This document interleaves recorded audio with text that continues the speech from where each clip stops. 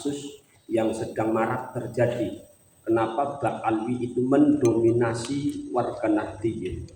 Itu kalau diamati sebetulnya mereka hanya masuk pada satu lubang, mereka hanya masuk pada satu celah saja, yaitu celah yang mengdropkan pola pikir atau celah yang tidak rasional dibungkus dengan kalimat keramat. Ini kalau kita mau teliti, Ba'alwi hanya masuk pada ranah keramat saja, sehingga orang-orang kita karena sudah kultusnya itu terhadap suatu kekeramatan, maka pola pikirnya itu akan terhenti dari ilmu dan hanya akan melihat siapa yang mengatakan. Satu contoh lah, kita sudah banyak dibodohi oleh orang-orang yang hanya memakai jubah, memakai udeng. Kalau bahasa saya itu jin sarimi, macak seperti jin sarimi. Kalau mereka ngomong A, walaupun tidak masuk akal, kita akan terima dengan baik. Ini jin sariminya.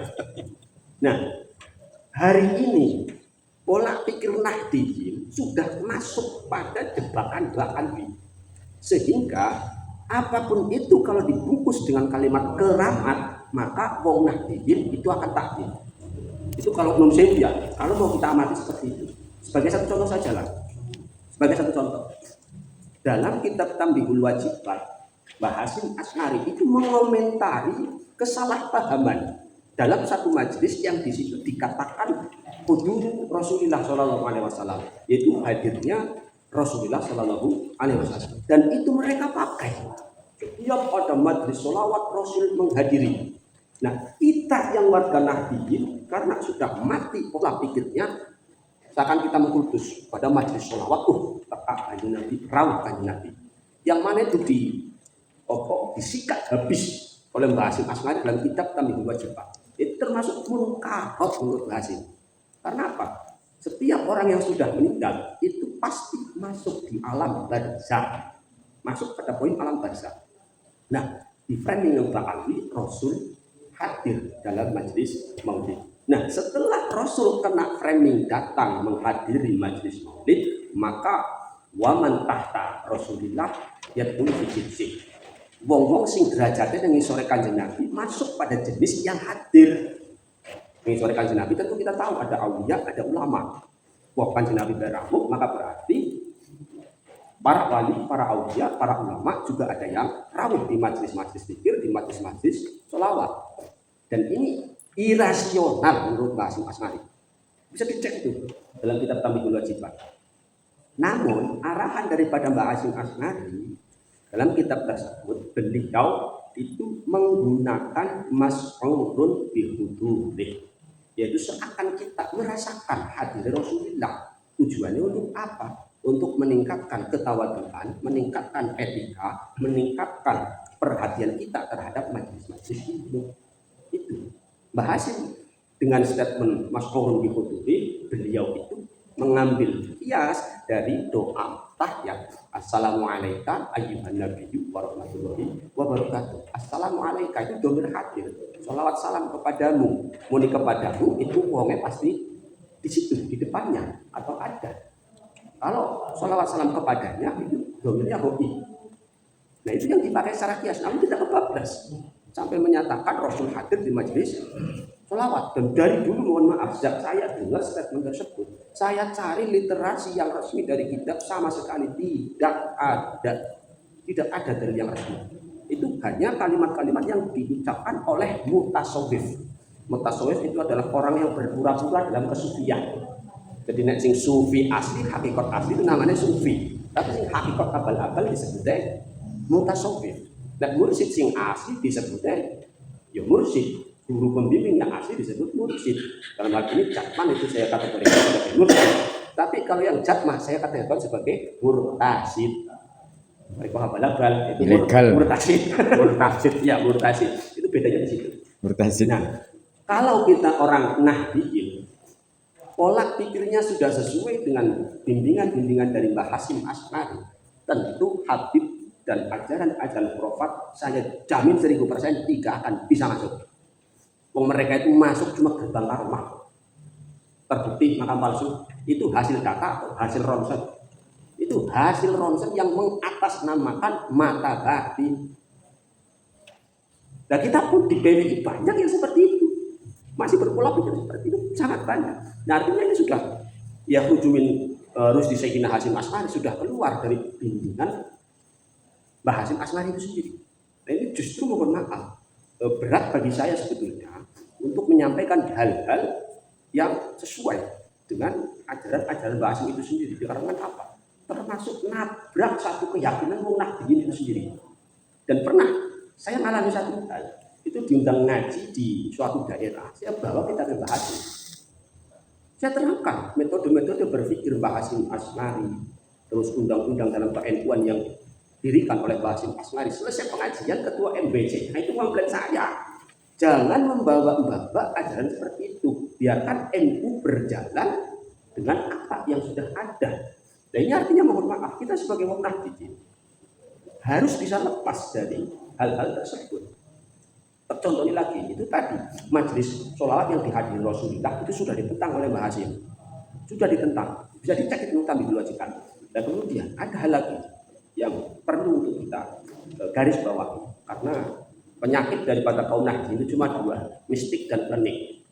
Nah, untuk permasalahan klinik itu tadi mistik maksudnya ya, hurufat itu masuk pada masalah mistik. Untuk masalah klinik, kalau kita mengikuti pola pikir Al-Quran itu ada dalilnya, dalam masalah perjimatan itu ada dalilnya. Nabi Musa tongkatnya kan hebat, rakyat tongkatnya Mbah Katok, tongkat siji ora katok mungkin. Betul. Nah, Kemarin Musa yang tiba. iya, tidak bisa membelah lautan, mungkin kadang-kadang orang katok. Double mantep itu. Nah, ada dalilnya. Tongkatnya Nabi Musa yang sebegitu hebat bisa jadi ular, terus bisa membelah lautan untuk kaumnya bisa lewat. Itu saja sebelum Allah tajalikan, Nabi Musa ditanya dulu dengan Gusti Allah, wa ma tilka biyaminika ya Musa. Apa yang ada di tanganmu? Tanganmu pegang apa Musa? Dijawab Nabi Musa, qala ya asoya, ini tongkat saya.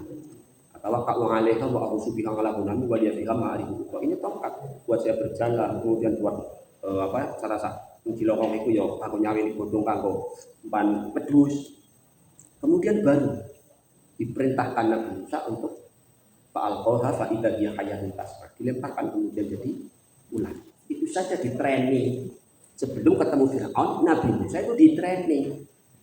Balana jajan Musa.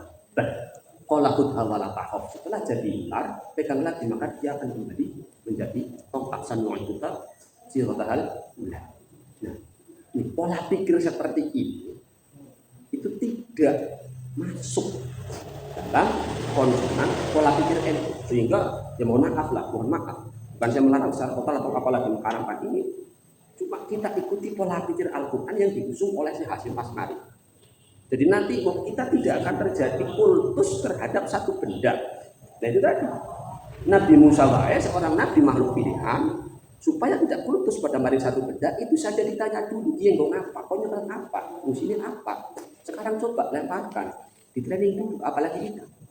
Dan sehingga mohon maaf, dari dua hal ini, mistik dan klinik, Mbah Ali itu laku. Jual tasbih yo laku puluhan juta. Terus ada lagi itu yang tisu Habib Baharap ya, warna manusia keramat, katanya isinya saja dihargai sampai puluhan juta, siwaknya 1 juta, Kainnya juga. nah iya, kita itu sudah masuk pada pola pikir jebakan Batman Mbah Ali, yaitu mistik dan klinik.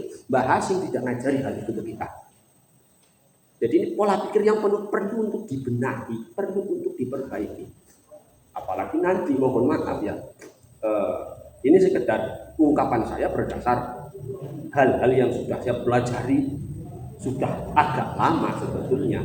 Pola pikir yang merusak Islam, bahkan NU itu sendiri, itu ya dua pintu itu, mistik dan klinik.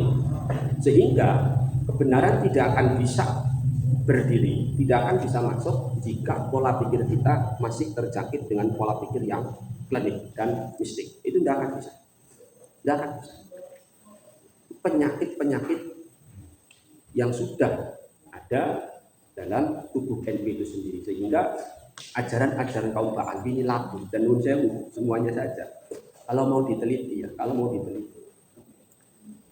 banyak dalam kitab Ba'alwi kita temukan hal-hal yang sangat-sangat berlawanan. Sangat-sangat berlawanan, namun kalau ditinjau intinya itu sama dengan pola pikir yang NU sekarang atau masyarakat NU pada umumnya. Lebih mengedepankan siapa yang berbicara dengan tulus keramat pasti laku, pasti laris. Tak percaya kita buktikan saja. Kita buktikan saja. Nah, yang paling fatal menurut saya, paling fatal, kalau Islam, kalau NU sudah didominasi oleh kedua hal, mistik dan klinik, maka akan buntu. Sehingga kaum-kaum pemikir, kaum-kaum ilmiah ini malah justru akan ditentang dan akan kembali kepada zaman yang dahulu, yaitu yuqatiluna anbiya'ahu. Orang-orang cendekiawan pasti akan dibunuh. Itu dulu kaum Bani Israil. Dibunuh, dihabisi, yuqatiluna anbiya'ahu bi ghairi haqqin. Nah, kita pun kalau orang Islam sudah berada pada jenjang itu, para pemikirnya pasti akan dibunuh, dakwahnya akan dibunuh, karakternya. Itu sudah pasti. Kita di penyakit mistik dan klinik sudah merajalela. Dan maka dari itu kita sebagai PBILS yang memang betul-betul melawan nasab untuk diteliti, kemudian melawan hurufat Ba'alwi, kita yuk jangan sampai ikut hal-hal yang hurufat. Kalau kita ikut pada hal yang hurufat sama saja toh. Mantasabbaha biqaumin fahuwa minhum. Kita ya sama dengan Ba'alwi kalau kita masih senang hal-hal yang tidak ilmiah, kita masih senang hal-hal yang bersifat hurufat. Letak perbedaannya mana? Hanya digelar saja atau yang kita lawan sebetulnya. Tapi kelakuan kita itu masih sama, mendominasi mistik dan learning. Ya maka dari itu sebagai kalimat untuk saya, kita yang sudah tercerahkan mau menerima perbedaan, mau meneliti.